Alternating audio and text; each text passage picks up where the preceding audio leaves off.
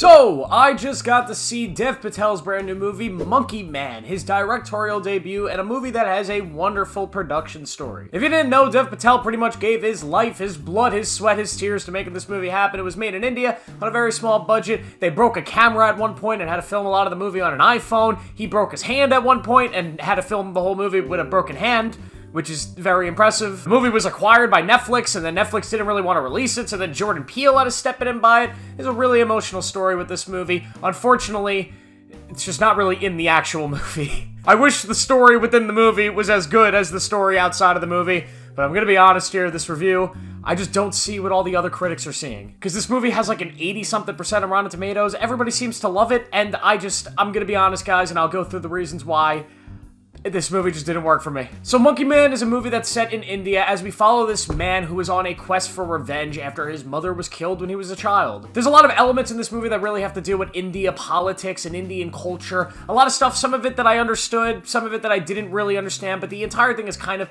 a love letter to many different cultures and beliefs within the Indian country and the nation, and a lot of the stuff that happens on a small level within that town, just trying to survive. There's a lot of conflict within its politics and its culture, stuff that, yet again, I don't really understand. I'm not familiar with India or any of its culture or politics in that way, but I guess people that are educated on that, there's probably some really impactful stuff here. But the movie at its core is a simple revenge story. These people did something bad to Dev Patel, so he wants to kill them. Unfortunately, though, the movie doesn't actually try to be as simple as that. The movie tries to be something a lot more, and it ends up becoming a lot, more convoluted than I think it needed to be, and that's part of where my complaints are, and I'll get into those in a second. So let me talk about the main things. Dev Patel, he's great in the movie. He commits himself fully to this role and to this character, not just the actual character stuff in the film, but the physical stuff. You could tell he beat the shit out of himself in some of these scenes to make them as gritty and as hard as possible. Also, a lot of the cinematography in parts of the movie, when it has to do with India and some of the scenes and how they're crafted and put together, I thought were really nice. The movie looks really nice as a whole most of the time, and there are certain sequences that felt like every single frame had a lot of love put into them. I said to the person that I saw the movie with that it was almost like Across the Spider-Verse, how every frame is drawn in that animated movie. There was one full sequence where it felt like every frame of the movie, almost like an animated movie, just felt so crafted to perfection, and I really appreciated that. I also really love the music in this movie. There's a lot of great songs in here, and they use them at the best times. They added a lot to some of the scenes, both the action scenes and the not so actiony scenes, so I did like it. So where are my problems with this movie? Okay, first off, the first act of this movie I just thought was not good, at all. I think the first act of this movie, which is about 30 minutes long, just doesn't really accomplish anything, and I think you probably could have cut about 26 minutes out of the 30-minute first act. It's a very simple opening that does not give the audience that much information because there's not a lot of information to give. You kind of get the plot of the story if you just saw the trailer. It's a revenge story, and the 30 minutes kind of take their time to try to set up many of the characters, but none of the characters are really that important other than Dev Patel's, and it just doesn't accomplish much, and I just found myself so bored and detached, and that first act kind of killed the rest of the movie for me because I felt so, uninterested in the film after it.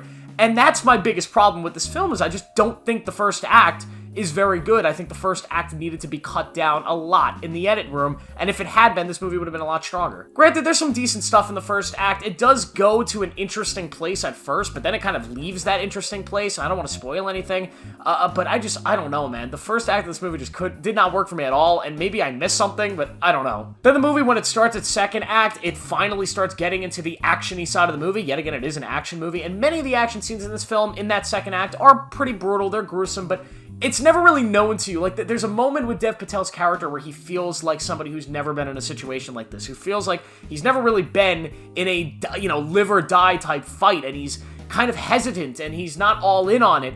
And then the fight starts, and you kind of see, yeah, he knows how to fight, but he's still pretty hesitant. But then, a scene later, this guy is literally just frickin' Jackie Chan, just killing people and going nuts.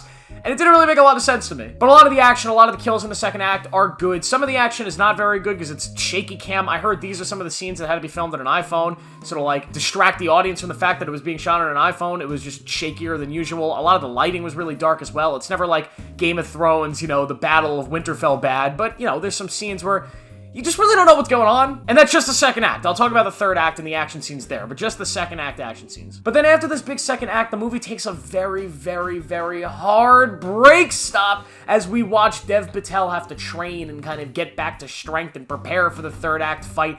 And I can understand why this works for a lot of people, but yet again, I just did not think the plot in this movie was juicy enough for me to care about the slow and the talky and the sort of exposition moments of the film and the character moments. I just could not get invested. So I was so detached in this like 35-40 minute section of the film, and then it gets really kind of A24, kind of spiritual, very cinematic, cinephile type stuff that happens here, which I'm sure is going to work for a lot of people. It clearly does.